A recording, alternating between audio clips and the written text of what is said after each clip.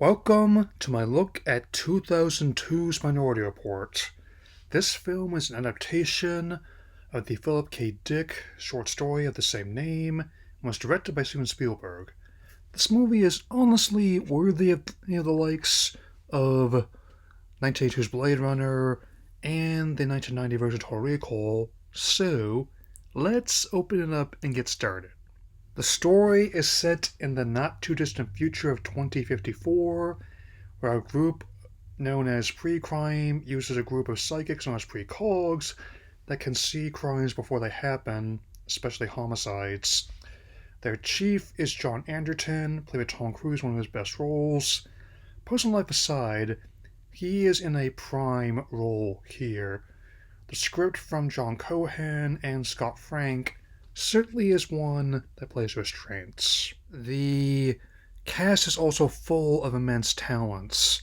The late, great Max von Sydow as Director Lamar Burgess, reliable character actor Neil McDonough as Fletcher, and even a bit part from a pre-famed Frank Grillo.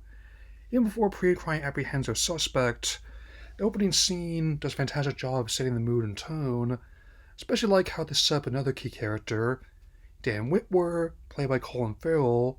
He may have been in the rather mediocre 2012 Total Recall remake, but I will not hold that against him. There's even an uncredited Subway cameo from fellow visionary filmmaker Paul Thomas Anderson. I do plan to watch one battle after another, but it can wait for now. The Chief heads out for his mission, and in this opening action scene, he's able to successfully apprehend the suspect before he kills his wife and her lover. Even before his story really kicks off, he was born to play a lead role in a film where the tagline is "Everybody Runs." I also enjoy the future setting, giving targeted product placements via line of sight. We have targeted ads now, and speaking purely as part of the key demo, we may even have ones that direct within our lifetime. That's also a plot point as shown by John's dealer, who has none. His name is Lycon, no relation to the deity, played by David Stifel. John's reason for his involvement with pre-crime is simple. Much like the people in the sizzle reel, he lost his son before the program was enabled. It will also complement the look of the movie, combining practical filmmaking with very select sets, props, and CG. Production designer Alex McDowell has done fantastic work here, as has Spielberg's frequent collaborators of DP Janusz Kaminski and editor Michael Kahn. Though Whitwer does express skepticism over the precogs, it's not the real play. Not yet. The main inciting incident is a simple and effective one. John must clear his name of a crime he did not intend to commit.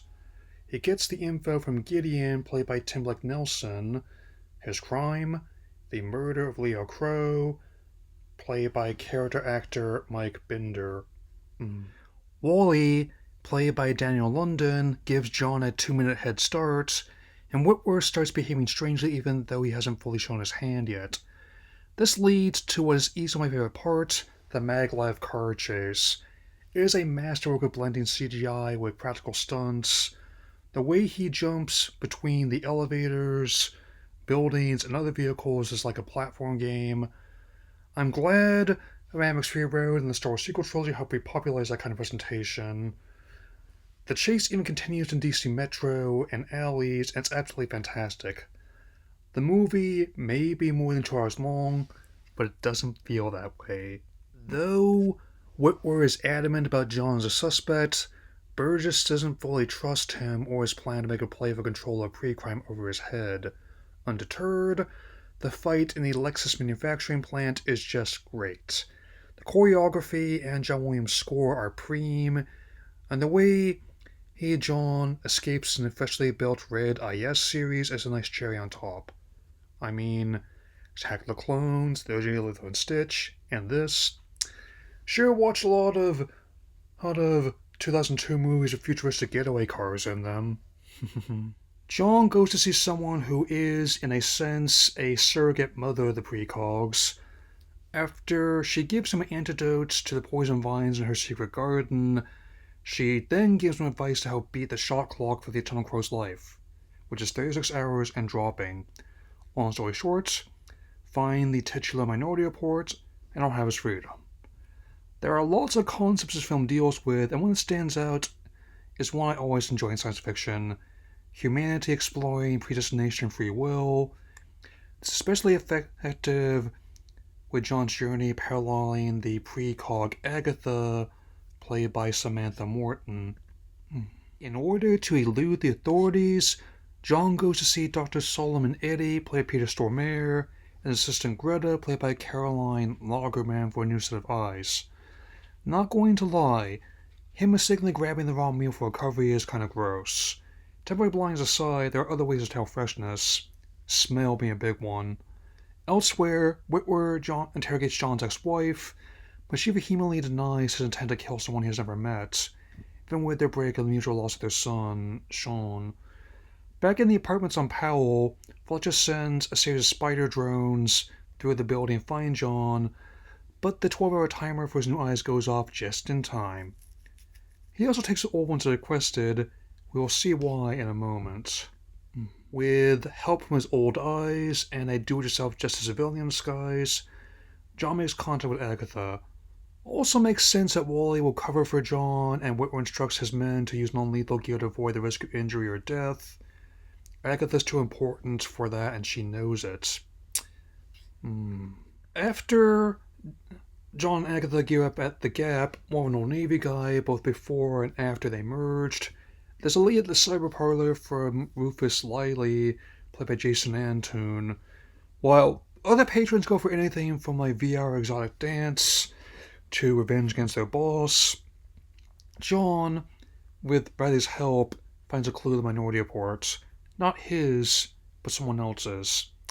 As pre-crime raids the place, they narrowly escape. I don't know why, but their passage through the DC Mall makes me want the flame-broiled flavor Burger King, with a scoop of Ben & Jerry's for dessert. Their fish fruit pairs well with You Enjoy Myself. John finds information on Crow from someone who may or may not be Pedro Pascal, before anyone knew who he was. It turns out Crow was responsible for what happened to his son Sean, but Crow reveals he's alive moments before John's prophecy becomes self-fulfilling, saved by conscience and very fancy design watch from Bulgari. Crow also comes clean that he's in on the take and the whole thing was a setup.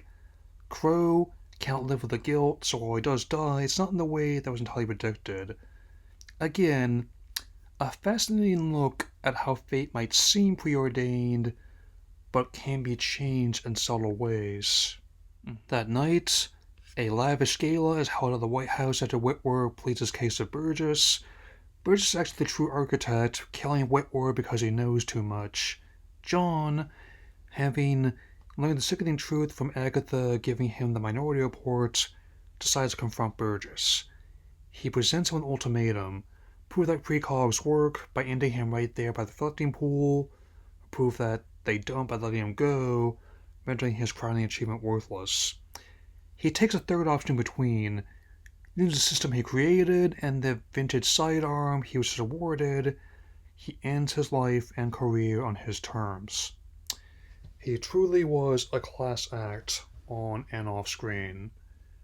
We close on the retirement of pre-crime, the precogs free to find their own destinies, and John remarrying his wife, was expecting another child.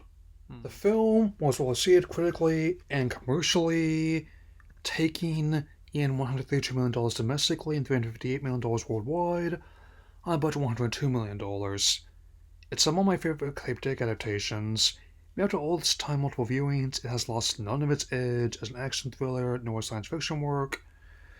I even admit to enjoying the short-lived TV spin-off, and I'm even making plans to go back and read the original short story. Many have tried to replicate this film's effect, but few have succeeded, including works that came out just this month. Overall, it's 146 minutes I never passed up a chance to revisit. Final rating was out of 4. Thank you for letting me share this with you all, and I will see you all again soon. Take care.